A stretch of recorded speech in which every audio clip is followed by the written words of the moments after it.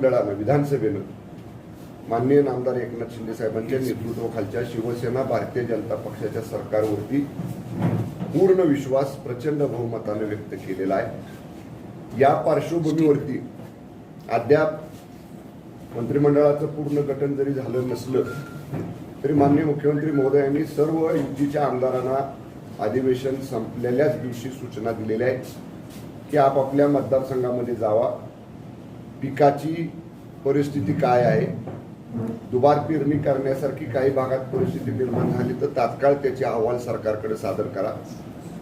विशेषतः कोकण पट्ट्यामध्ये ठाणे, पालघर, मुंबई या परिसरामध्ये 2 दिवस झाले मोठ्या प्रमाणामध्ये पाऊस आहे। तिथं जर काही आपत्तीची परिस्थिती निर्माण झाली तर त्याच्यावरती लक्ष देऊन त्या पद्धतीनं संबंधित अधिकाऱ्यांना त्यांची मदत घेऊन त्यातनं लोकांना दिलासा द्या।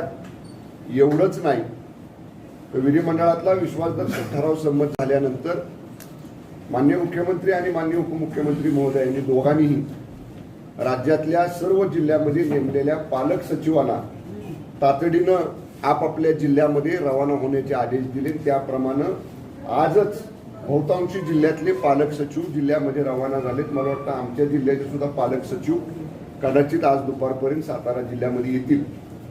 हे माध्यमांसाठी एवढ्याकरताच मला सांगायचं आहे की राजकीय घडामोडी 15-20 दिवस घडल्या आणि त्यानंतर शासन युतीचं आल्यानंतर राईट फ्रॉम फर्स्ट डे पहिल्या दिवशीपासून हे सरकार कामाला लागलेलं आहे।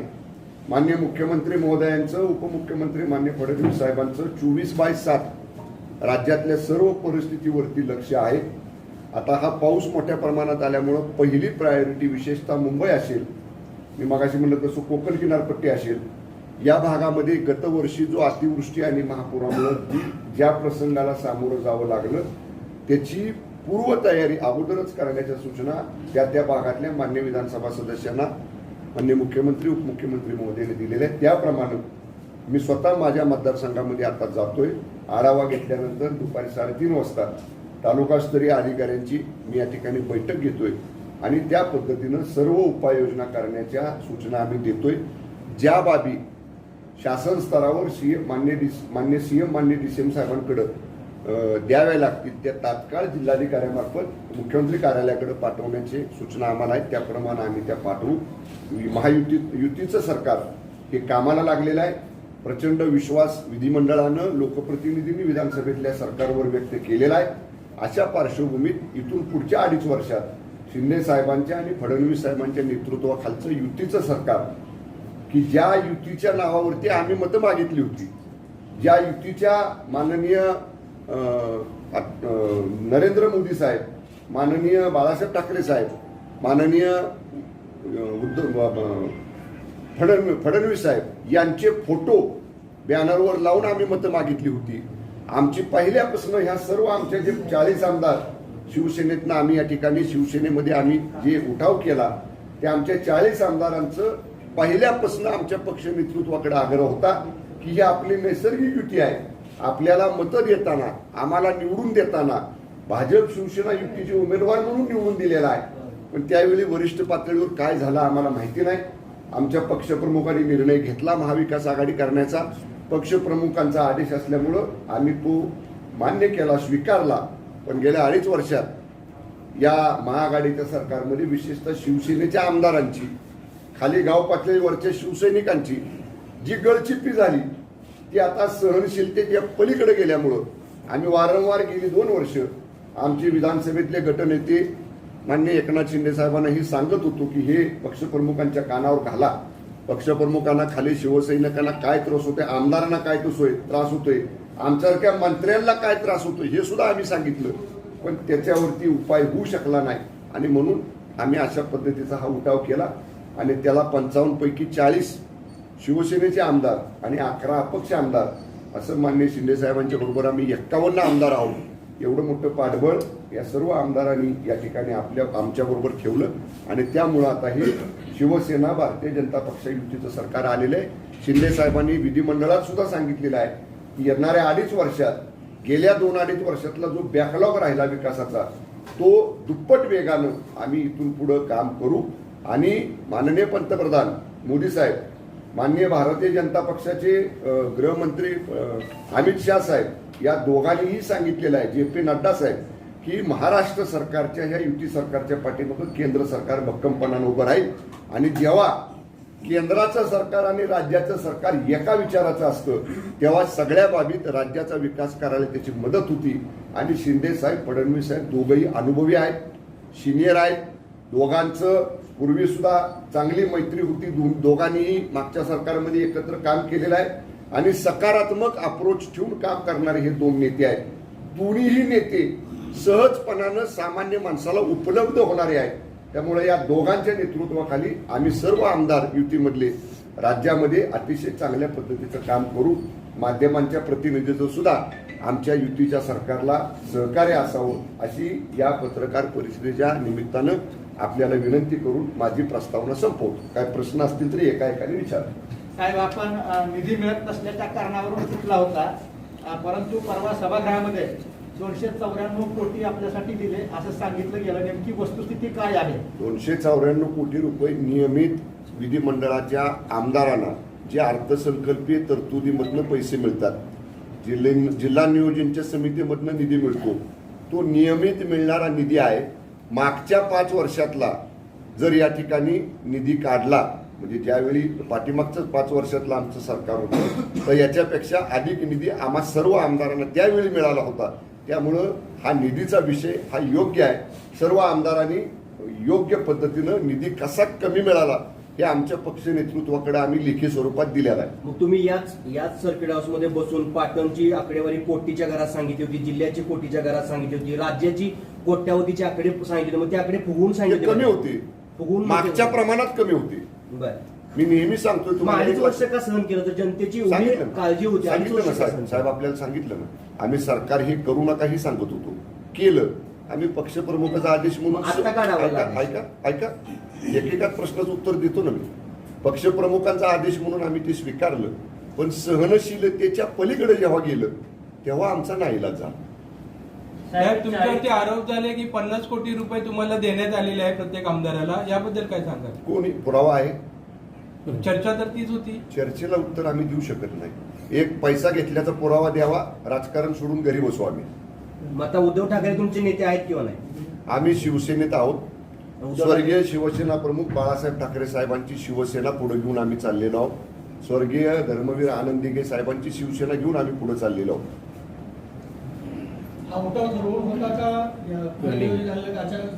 शिंदे साहेबांनी सभागृहामध्ये सांगितलेलं आहे. आपण जर साहेबांचं भाषण सभागृहातलं ऐकलं, ते म्हटले ज्या परिस्थितीमध्ये गेल्या 2-3 त्या राज्यसभेची निवडणूक असेल, विधान परिषदेची निवडणूक असेल, शिंदे साहेबांना राजे या इकडं, शिंदे साहेबांना जे डावलण्याचा प्रकार झाला आमच्यासारख्या सदस्यांना, आमदारांना, आता ह्या आतल्या गोष्टी सांगणं योग्य नाही, पण विधान परिषदेच्या मतदानाला पक्ष कार्यालयातनं मतदानापर्यंत 4थ्या मजल्यावर जाईपर्यंत एक विधान परिषदेचा आमदार बरोबर जोडीला दिला.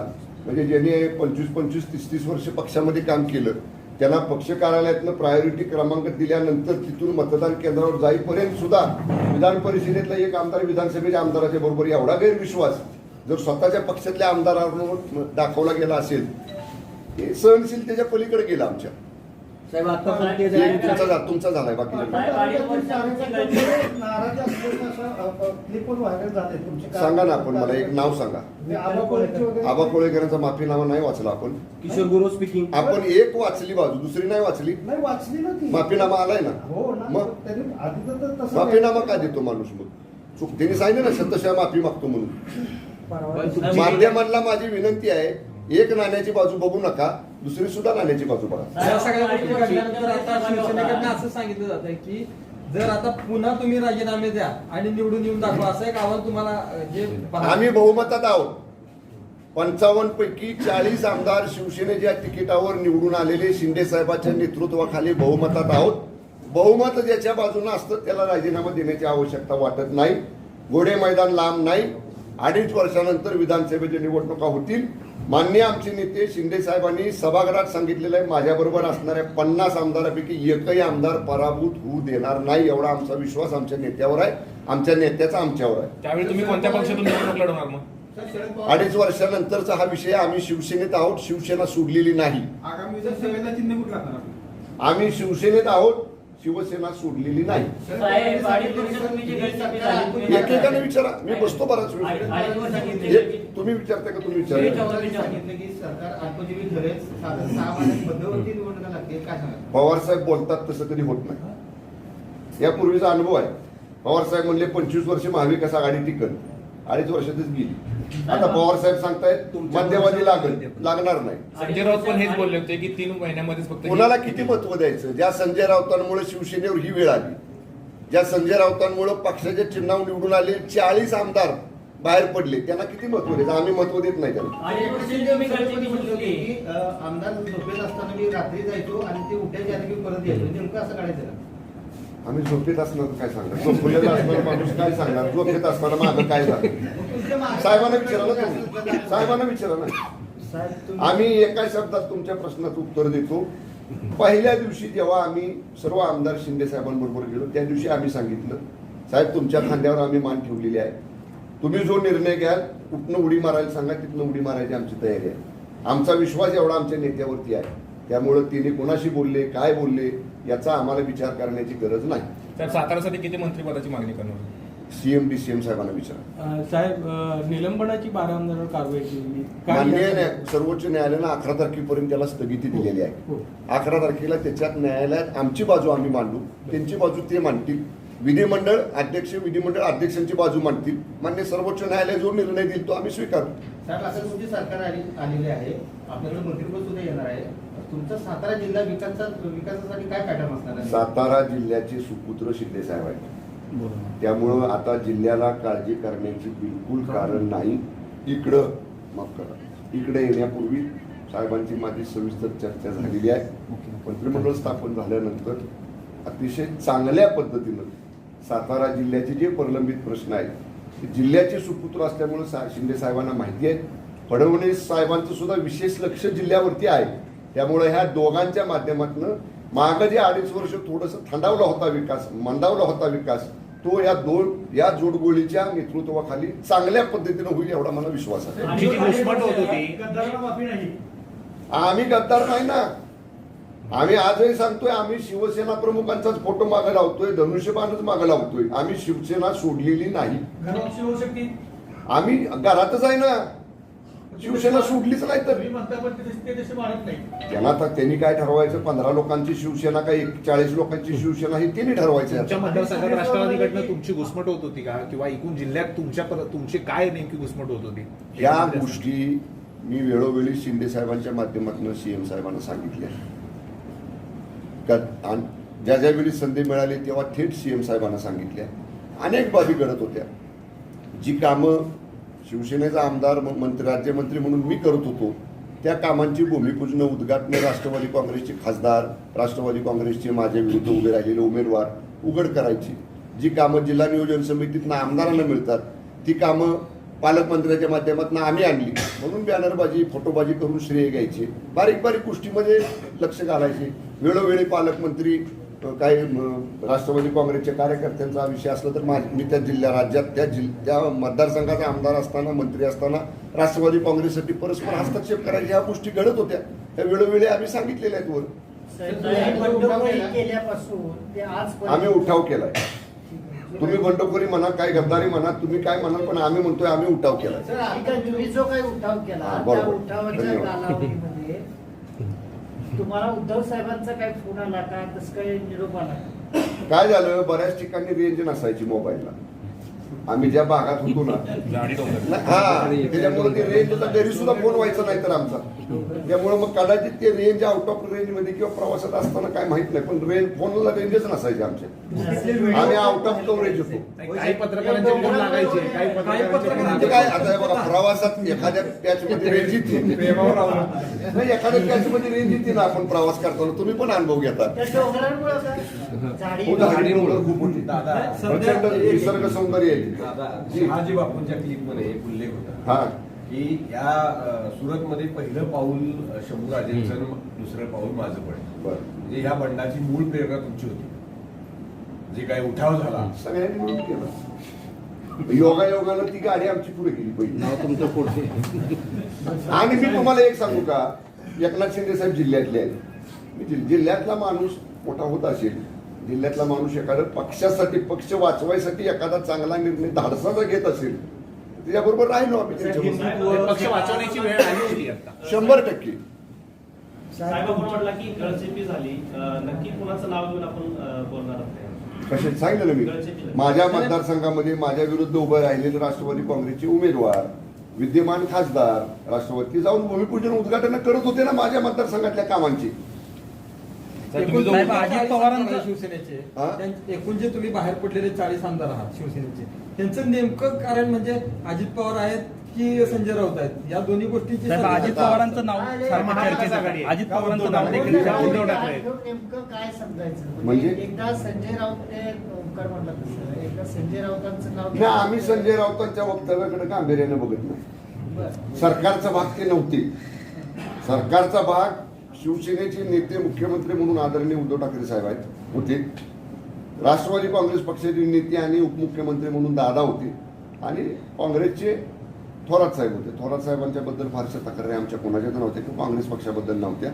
विशेषतः शिवसेनेच्या आमदारांची ही भूमिका होती की त्यांच्या विरुद्ध पडलेल्या राष्ट्रवादी काँग्रेसच्या उमेदवारांना सिटिंग आमदारापेक्षा जादा निधी दिला, ही वस्तुस्थिती आहे. अनेक या 40 आमदारांपैकी अनेक आमदारांनी 4 तक्त्यासह पक्षप्रमुखांनाही दाखवून दिलेला आहे की मी विद्यमान आमदार आहे, बजेट प्लेटमध्ये माझी कामं एवढीच आहेत, आणि ज्यानं माझ्या विरुद्ध निवडणूक लढवली, जो 24ला माझ्या विरुद्ध परत उभं राहणार आहे, ज्याला राष्ट्रवादी काँग्रेस ताकद देते आहे, त्यांना एवढे पैसे मिळाले. हे आमच्या पक्षप्रमुखांकडे, शिंदे साहेबांकडे आमदारांनी कागदपत्रानिशी दाखवलेलं आहे. परिणाम न होण्याचं कारण नेमकं काय असू शकेल? ईडी असू शकते. कशाचा परिणाम? म्हणजे तुमच्या उद्धव ठाकरे तक्रारींचा. साहेबांच्या तुम्ही ज्यावेळेला तक्रारी करत होता त्यावेळेला उद्धव साहेबांकडनं त्याची दखल घेतली जात होती, त्याचं नेमकं काय कारण होतं? ईडी असू शकते. आम्ही लहान आहोत, आम्ही कसं एवढ्या मोठ्या वरच्या स्तराबद्दल काय माहितच नाही तुम्ही लहान नाही आपल्याला. हो, तुम्ही आता सरकार स्थापन केले की बंडखोरी करून. बंडखोरी नाही साहेब, दुरुस्त करा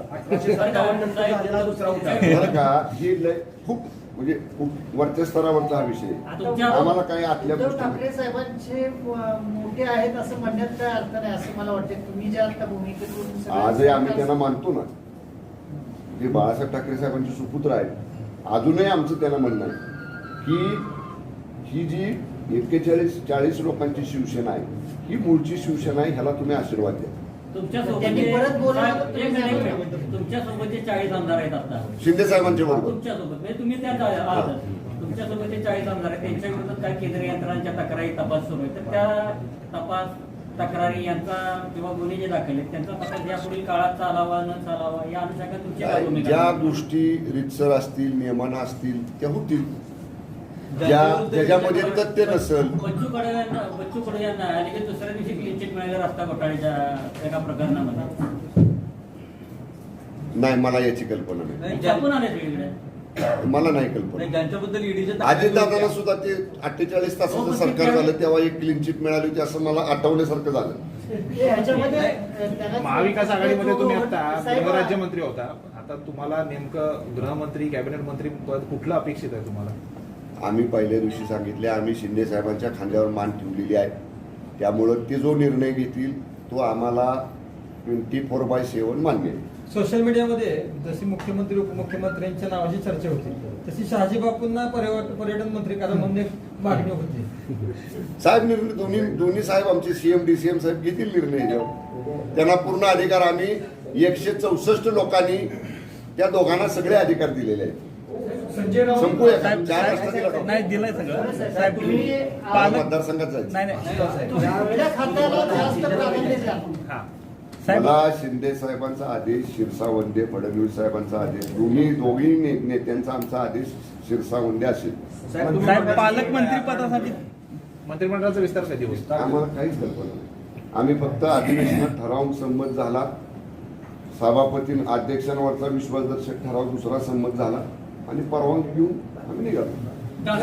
तुम्ही इतके वर्ष शिवसैनिक म्हणून काम केलं सर्व लोकांनी, तुम्ही अजूनही म्हणता की आम्ही बाळासाहेबांचे शिवसैनिक आहे. मग असं काय नेमकं झालं की पक्षाध्यक्षांना तुमची हरकत कळली नाही किंवा तुम्ही मूळ निष्ठावंत, कारण की आज जो सर्वसामान्य नागरिक आहे त्याच्या मनामध्ये संभ्रम निर्माण होत आहे. तुमची बाजू ही त्यांच्यासमोर आता या सगळ्या घडामोडींमुळे तुम्ही आत्ताच म्हणाले की आम्ही बंड केलं, उठाव केला. पण या सगळ्या परिस्थितीमध्ये नेमकं पक्षाध्यक्षांचं कुठं चुकलं की ते आपल्या ज्यांनी म्हणजे म्हणूयात की रक्ताचं पाणी करून पक्ष एवढा मोठा केला, अशा लोकांची खतखत त्यांना समजू शकत नाही किंवा एक पक्षाध्यक्ष म्हणून ते कुठं कमी पडले या सगळ्या गोष्टी. 40 आमदार वेळोवेळी ह्या तक्रारी करत होते. मी आज सांगेन 20-25 आमदार माझे आमदार जे थोड्या मतानं पराभूत झाले ते भेटत होते सारखे. त्यांना कुठल्या अडचणींना सामोरं जावं लागतंय. पण या सगळ्या गोष्टी वेळोवेळी मांडून जर त्यातनं काय बाहेरच निघत नसेल, त्यातनं काय निष्कर्षच निघत नसतील, तर मग कदाचित आम्हाला असं वाटतंय की जी 4-2 माणसं माननीय उद्धवजी ठाकरे साहेबांच्या जवळ आहेत, जे सकाळी संध्याकाळी रोज उठून टीव्हीवर आपल्याला दिसतात, ती मंडळी काय दुसरं साहेबांना ग्राउंडवरचं ब्रीफिंग चुकीचं करत होते का? ग्राउंडवर वेगळी रियालिटी असताना त्यातली दुसरी बाजू सांगत नव्हते का साहेबांना? शंका सुद्धा येते ना अशी. पण शेवटी कसं आहे, पक्ष नेतृत्व आहे, पक्ष प्रमुख आहे, त्यांनी या गोष्टीचा विचार करायला पाहिजे होता. बरं, हे एकाएकी झालेलं नाही. मान्य आदित्य ठाकरे साहेबांनी कुठेतरी बोलताना माध्यमांना सांगितलं की याची पुसटशी कल्पना आम्हाला आली होती.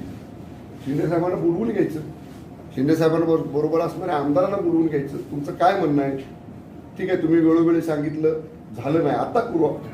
ही गुलाबराव पाटील साहेबांचं भाषण जर आपण ऐकलं असेल तर जेव्हा आम्ही 20-22 जण बाहेर गेलो आणि हे 15-16-20 जण बाहेर पाठीमागं थांबले होते वर्षावर, गुलाबराव पाटलांनी, संजय राठोडांनी, दादा भुसेनी, उदय सामंतांनी, या 4ही मंत्र्यांनी साहेबांना सांगितलं की त्यांना बोलवा परत. एका बाजूला मिलिंद नार्वेकरांना आणि आमदार रवी पाठक त्यांना आमच्याकडे सुरतला चर्चा करायला पाठवलं, येत आहेत म्हणून निरोप आला.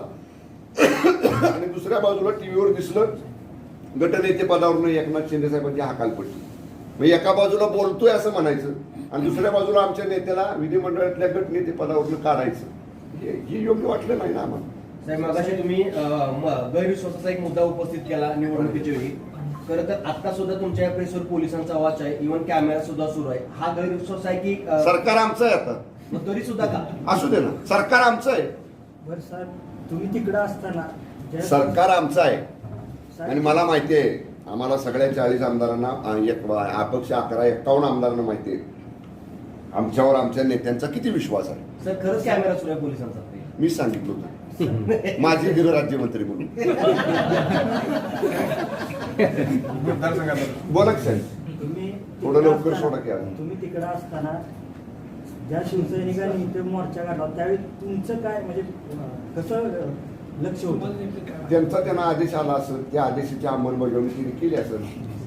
आम्ही आभार मानतो त्यांचे, त्यांना शुभेच्छा देतो. काय अडचण आली इथून पुढे तर या आमच्याकडे, आम्ही जरूर त्यांना मदत करू. माझी किशोर गुरु स्पीकिंग झालं ना, माफीनामा मागितला ना त्यानं. बापला काय त्याचं नाव, कोळेकर, काय होतं त्याचं नाव? आबा कोळेकर. त्यानं माफीनामा मागितला की त्याला विचारा ना.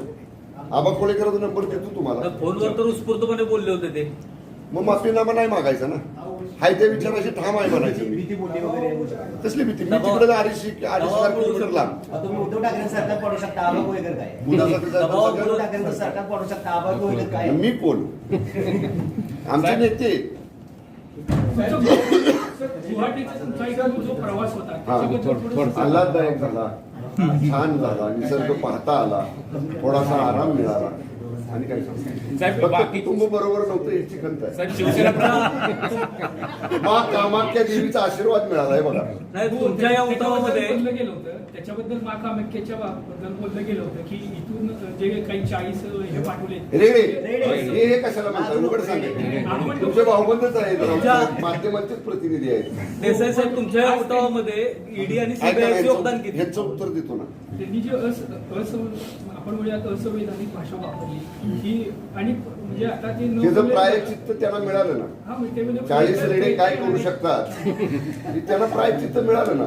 तुमच्या या उठावामध्ये नाही देणार. काय अशा ज्या वक्तव्याला फारसं महत्व देण्याची आम्हाला आवश्यकता वाटत नाही. आम्ही आमचं काम करणार आम्ही आता 20 दिवस मतदारसंघातनं बाहेर आहे. सीएम साहेबांनी आमच्या डीसीएम साहेबांनी आम्हाला सांगितले मतदारसंघात जावा, अडचणी बघा, काय असतील तर तात्काळ जिल्हाधिकाऱ्यामार्फत माझ्या ऑफिसकडे पाठवा. आम्ही लागलो कामाला आता. पण त्यांच्या स्टेटमेंटमुळे मूळ शिवसैनिकाची तुमच्याशी जी एक हरकत घेतली जाते. आपण जर पाहिलं अनेक आमचे आमदार काही परवा काल गेले, काही आज निघाले. बघा ना केवढं उत्स्फूर्त त्यांचं शिवसैनिक स्वागत करतायत. मी आज निघालो, महेशराव आमचे काल आले, शाजी बापू काल गेले, अनिल बाबर साहेब काल गेले, आंबेडकर उद्या किंवा आज किंवा उद्या निघाले. बघा ना आमच्या मतदारसंघात शिवसैनिक आमच्या बरोबर आहे का नाही. साहेब तुम्ही जो आता उठाव केला त्याच्यापूर्वी धर्मवीर नावाचा चित्रपट प्रदर्शित झालेला आहे. योगायोग समजा येतं का पूर्वनियोजित असा एक platform तयार नाही, धर्मवीर हा पिक्चर सिनेमा काढायचं शिंदे साहेबांच्या खूप आधीपासून डोक्यात होतं. पण मध्यंतरी शूटिंगला कोविडमुळे ज्या मर्यादा येत होत्या, कोविडमुळे जे सगळं थांबलेलं होतं, हा पिक्चर सिनेमा खूप आधी आला असता. पण या कोविडच्या वगैरे अडचणीमुळे तो थोडासा पुढे गेला. याला अनुसरून नारायण राणे पण म्हटले होते की तुम्ही योग्य वेळी बाहेर पडला नाही तर तुमचा आनंदी झाला असता. नारायण राणे साहेबांनी आमच्याबद्दल ज्या सद्भावना व्यक्त केल्या त्याच्याबद्दल आम्ही त्यांचे आभारी आहोत. साहेब दुसरा एक प्रश्न जो आहे, चला की 15 दिवस आपण- ऐका ना 15 दिवस तुम्ही गुवाहाटीला गेला होता, त्यावेळेला तुम्हाला कुणाचा संपर्क होणे तुम्ही त्या ठिकाणी तिथं होता. पण साताऱ्यामध्ये जर जलमंदिरात तुम्ही जर सगळे आला असतात तर कुणाचा झाड झाला असतं त्या ठिकाणी यायचं. काय जाऊ का आता जलमंदिर? नाही तुम्ही सगळे तर त्या ठिकाणी आला असता. कशाला आम्ही मुंबईत आलो नाही तर जलमंदिरला याचं काय कारण आहे. साहेब सातारला या जलमंदिरचे नेते आमचे मित्र आहेत, तसेच राहू दे. सातारला या अगोदर 3 मुख्यमंत्री मारले. ही चौथी आहेत. मग सातारचा विकास त्या होणार ना, तुम्ही पद्धतीने लेट आला साहेब, दिलं ना मगाशी उत्तर. धडाकेबाज विकास जिल्ह्यानं मागायचं, शिंदे साहेबांनी द्यायचं. आता जिल्ह्याचे नेते कोण? एकनाथ शिंदे साहेब, नाही, ते मुख्यमंत्री आहेत. तुम्ही आणि अजून कोण? आम्ही सगळेच नेते आहेत. पालकमंत्री पदासाठी साहेब आम्ही महायुतीमधले म्हणजे शिवसेना भाजप युतीमधले आम्ही सगळेच जिल्ह्यातले 4 आमदार आहोत. 4चे 4 आम्ही नेते आहोत.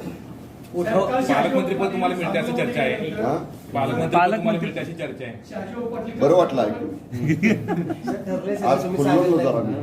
स्क्रिप्ट तयार आहे, सांगत नाही तुम्ही.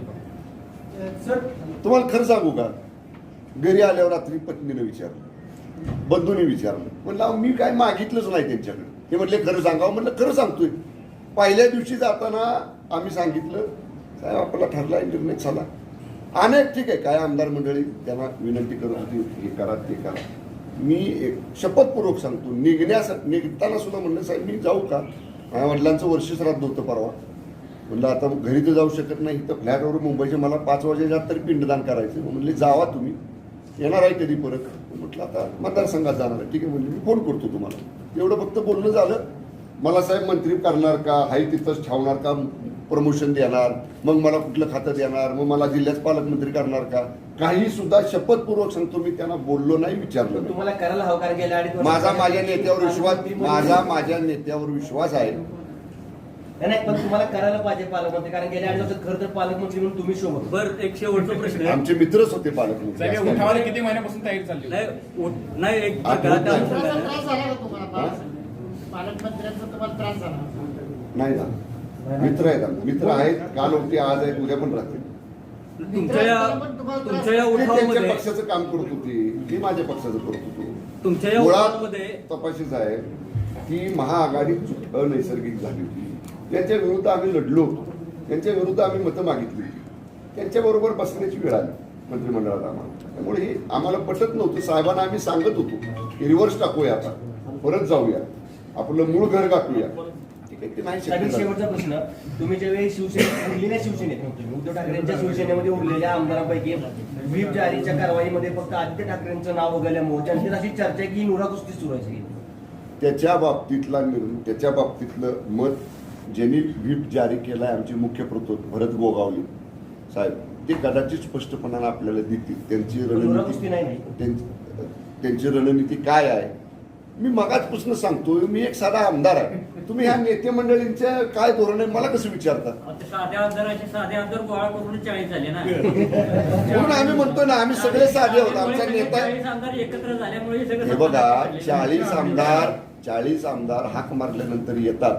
याचा अर्थ आमचा नेता किती मोठा आहे, आमच्या नेत्यानं आम्हाला किती जीव लावलाय, आमच्या नेत्यानं आमच्यासाठी अडचणीच्या काळात काय सहकार्य केलं. ईडी आणि सीबीआयची प्रेरणा असणार ना त्यामध्ये. 2019च्या इलेक्शनमध्ये शिवसेनेचे 37 आमदार हे भारतीय जनता पार्टीने वेगवेगळ्या पद्धतीने पाडलेले होते. आता पुढच्या इलेक्शन दादांना कसं कळालं हे दादा कसं पण दादा म्हणली म्हणजे पाडली का त्यांचे एक आरोप आहे तुझं काय आम्हाला द्या 37 नावं आम्ही ते आमच्या आमदारांना माझे आमदार असतील उमेदवार असतील विचारू दे ना बाबा हे मान्य दादा म्हणतात की त्यात कितपत तथ्य आहे. शिवसेनेचे 2 आमदार, शिवसेनेचे 2 भाजपचे 2 आमदार, एक खासदार. आता ही कशी ताकद कशा पद्धतीने जिल्ह्यात अजून वाढवली? आता आपल्याला मी सांगतो इथून पुढच्या काळामध्ये जसं पूर्वी आम्ही 95 ते 99 सेना भाजप एकत्र होतो. अगदी काल 14 ते 19च्या निवडणुकीमध्ये ठीक आहे मंत्रिपद आम्हाला कमी मिळाली आमच्या संख्याबळानुसार पण तरी आम्ही एकत्र होतो. तसं आता ही 2.5 वर्ष शिवसेना आणि भारतीय जनता पक्ष आम्ही एकत्र राहू आणि ही 4 आमदारांची जी संख्या आहे 8 पैकी ती नक्की आम्ही या ठिकाणी तुम्हाला वाढवून दाखवू सातारा जिल्ह्यामध्ये. चला उठू. धन्यवाद.